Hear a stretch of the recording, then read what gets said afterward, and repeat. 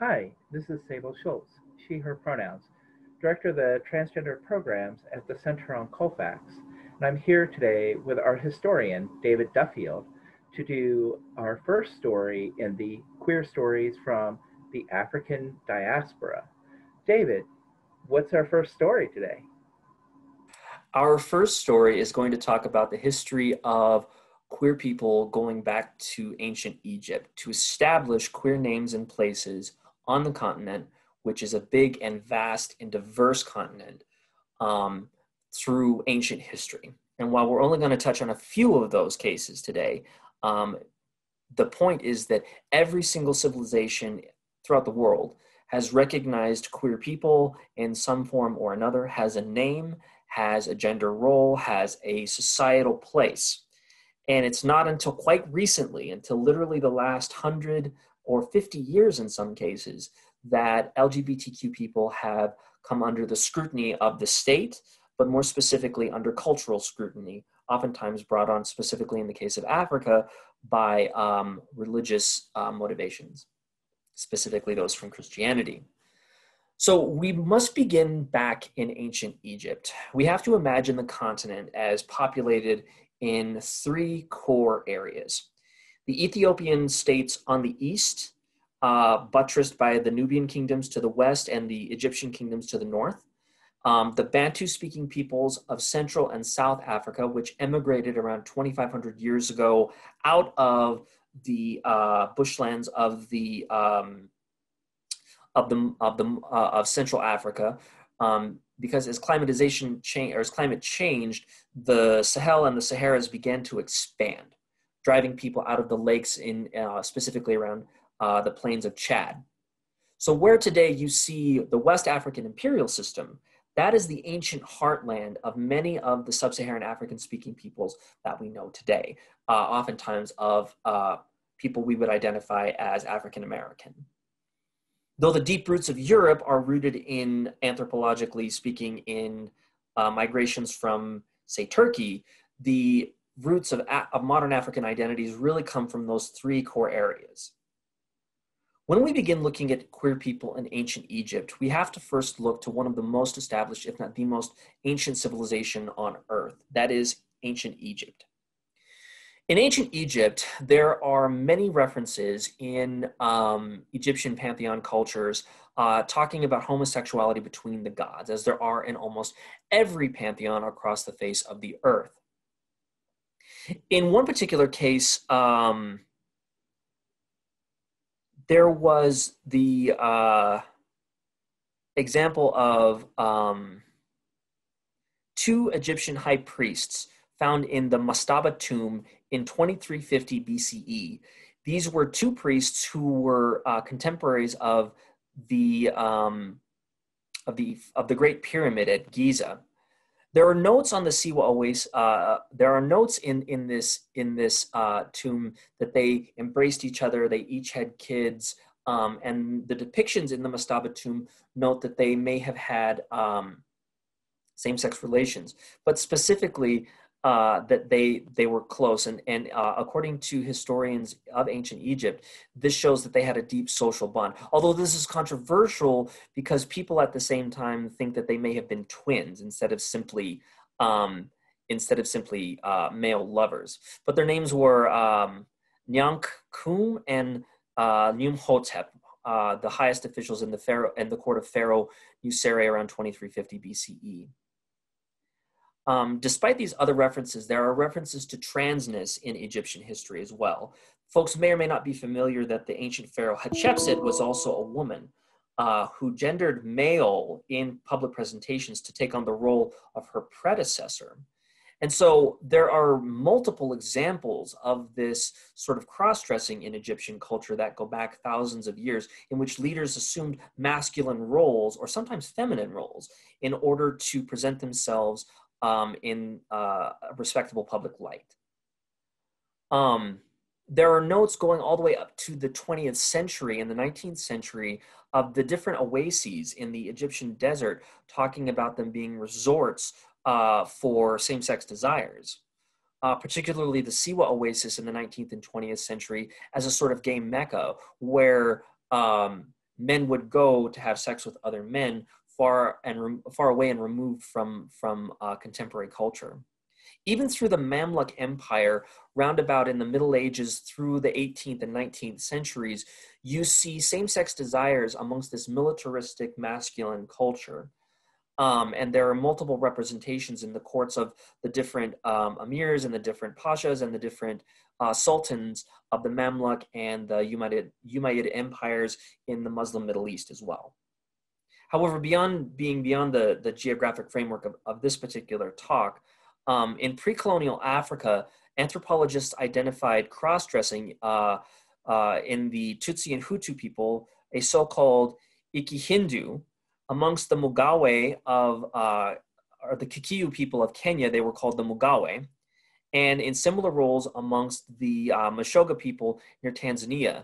These three classes of people were typically homosexual men who cross-dressed for the sexual pleasure of other men. So there was a transness there as well, and it was an acceptable practice for them to also be spiritual healers alongside of their living their lives. Men who treated or had sex with men were found in large numbers amongst the pastoralist Nandi and Maragoli people of Central Africa, right north of the Great Rift Valley, closer to Kenya. Also, farther east and south along the coast near Dar es Salaam, Tanzania, there were homosexual men who cross-dressed and would have relationships with sailors along the Horn of Africa that would come in and out of who would trade with different peoples. This is, of course, where you get the Swahili culture and the introduction of Islam first into that region of the country. But there were large concentrations of single gay men living along the coast, as we'll see next time, along the southwestern African coast. But along this eastern coast, you had multiple representations throughout the whole of these different societies. In Ethiopia, these folks were called Ashtime, and amongst the Malay people, they were protected by the king and had relationships with men. So there was royal protection amongst these different folks in the Horn of Africa and South and East Africa as well. Anthropologists suspect that this was the case in many of the East African kingdoms because they represented a kind of enshrined spiritualist role that the leaders could have direct access to. So queer people, again, playing that spiritual two-spirit or ritualistic role in society, especially as society becomes more hierarchical after the Iron Age and into the classical period around 1,000 to 2,000 years ago. Well into the 18th and 19th centuries, we also have representations of people in West Africa, particularly Uganda, who were often used as, playing the role of healers and priests amongst the Banyoro people, and had positions not simply in the royal courts, but also in the household villages and amongst the chiefs. So typically a chief would come, he is the leader of his village, he's very much like the mayor of his town. He would help make decisions, he would get the consent of the people, but he would also consult with folks. And as we'll find out more next time when we look specifically at the Portuguese in Angola, the classifications of this class of queer spiritual healers was almost ubiquitous throughout the ancient and classical periods in Africa. Even after the conquest and the conversion of many of the Western African imperial systems, particularly after the Ghana Empire in the 1200s and after the Songhai Empire, and after you have famous Malian leaders like Mansa Musa, you still have court-level representation for queer identities, typically eunuchs, in some cases, men who dressed as women, in some cases, men who performed same-sex relations with others, in some cases, masculine women who presented as male and fought as warriors, but oftentimes represented well within this militaristic class. There are several key takeaways from this, though. And one final mention is that in the Ashanti courts of the 18th century, the king had male concubines and male slaves who dressed as women. In Dahomey, in present-day Benin or Nigeria, the slave trading kingdom from which many Africans were sold into slavery, as I said, the eunuchs were kept as concubines, but they also had war-making and power decisions at court. Historian Marc Epperecht notes that when Europeans started enforcing sodomy laws in the late 19th century during the colonial period, the chiefs noted that sodomy was part of local custom and had been so for a very, very long time. It started limiting public expressions of sexuality from the imperial places of power and from the central power-making spaces to homes and private spaces of same-sex desire. So what we recognize are sort of 5 core conclusions: that there were ritualized traditions amongst people of West Africa who believed that queer people could transcend spiritual and mystic worlds, that they had formal roles, same-sex environments like the priestly classes seen in Egypt or West African cultures, and they show formal state institutions had queer representation within them. It also suggests that cross-dressing or transness was ritualized and protected in the case of people at the royal court level in certain key spaces, which is worth much further investigation. And it suggests that during European contact, particularly with the Portuguese in the 1480s and 1490s, the single male sporting culture along the West African coast creates an economy of empire based on sex, or at least that's a major component of it, which is important later when we're talking about the routes of HIV out of Africa, or more specifically, the routes of exploitation. And finally, there were mutual roles that cultures had across the world, but one simple 5-word conclusion can be drawn: empires of domination denigrate people. And that is exactly what we have in the exploitation of bodies from the Western Hemisphere before European contact. And this talk, of course, just only going to about the end of the classical period. Wow, that is a lot of history summed up in a very short period of time, because we're clearly talking about empires. We're talking about like nations that stood for hundreds, some of them thousands of years, and we see these roles replicated time and again. And one thing that I really draw from this, right, is when I was doing my own personal research and some of the history around trans identity and trans experience, this really mirrors a lot of the things that I saw with trans folks, gender diverse folks, LGBTQ, sort of the diverse sexual and gender identities, fulfilling so many roles of healers, sacred speakers, roles within the structure of society, and very critical roles within even in government. So in terms of that, do you see this replicated elsewhere in the ancient and medieval worlds? Yeah, it's a very big conversation, but succinctly, like pastoralist cultures up into the Iron Age, up until about 2,500 years ago, didn't have the utility to discriminate. So people could go off and live their lives the way they wanted to, or present them as they could. And so lower scale societies that were pastoralist farmers basically would create specialized roles, and they did so in ways that were useful to everybody, right? So the healer, the shaman, or others. And folks oftentimes created those roles. They were as equal creators for those. And that's universal across the world, it seems, right? When we get into the classical period and you have higher level states and you have centralized governments and major cities, yeah, you get classism. You get certain kinds of people being represented at all spaces, but you also still get that continuation of sacred prostitution and institutionalization of sexuality in a more formal structure. So like priests and priestesses also doing sex work or doing sexual healing alongside their regular healing work, or their regular priestly or that sort of caste duty. Representations of queer working people, representations of queer people at different levels of government in the royal courts. And then when you get into the interstate period, which is when you have major states interacting with each other, and wars and cycles of war going on, and empires rising and falling, and whole peoples being moved by ideology like Christianity and Islam, you still get representation of queer people in those spaces, even if like it's not as overt, right? there aren't necessarily prescriptions again, even though there are biblical prescriptions and there are prescriptions in the Muslim in the Quran against homosexuality, to my knowledge.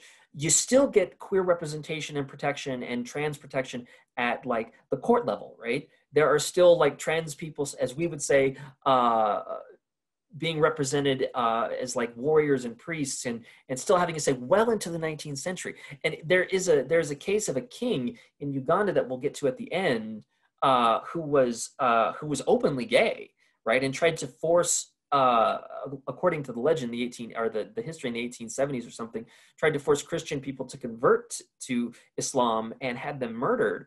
But it's like, you get all of these different conflicting stories, but what remains is the name of the identity that is the most explorable point, and and the point that we can reclaim most easily, I think. Yeah, and I definitely hope that this really helps folks in my community, folks supporting my community members, recognize the history around gender diversity, and for many community members who I know navigate a desire for meaning and faith and these sorts of things, that it helps empower them to see sort of the sacred roles they've played in society. And again, and I know we're going to probably talk about this next time, I hope, it looks like really the biggest impact on these identities is from colonialism, right? Even though we saw this, movement of Islam and movement of Christianity in some of these spaces, they still made room for these identities on the local cultural level, but it was colonialism, it sounds like, is the real big impact. I mean, it's the perturbations, it's the displacement, it's the bad stuff that goes along with war and money and fighting and brutalization and dehumanization and all of that really starts to cause this, right? But for more information for our readers, I strongly recommend two books: Heterosexual Africa, The History of the Idea from the Age of Exploration to the Age of AIDS by Marc Epperecht, and then The Greatest Taboo, Homosexuality in the Black Community. These two are full of essays that I pulled all of these names from and read very thoroughly, but I couldn't fit it all here. I just strongly recommend especially The Greatest Taboo, because it has such great essays on ethnography and looking at the history of queer Africans as queer bodies throughout the whole of the African diaspora. Those sound great. And we'll have the information about those books, David's bibliography, down in the description. And if you liked this video, please hit the like button and subscribe and notification, and look for any other description information down below. Share in comments, like how does this impact your own recognition around LGBTQ identity and the connection that you may have with history and ancestry. So any other final thoughts, David? All right, great. It's great talking with you. Thanks, Abel.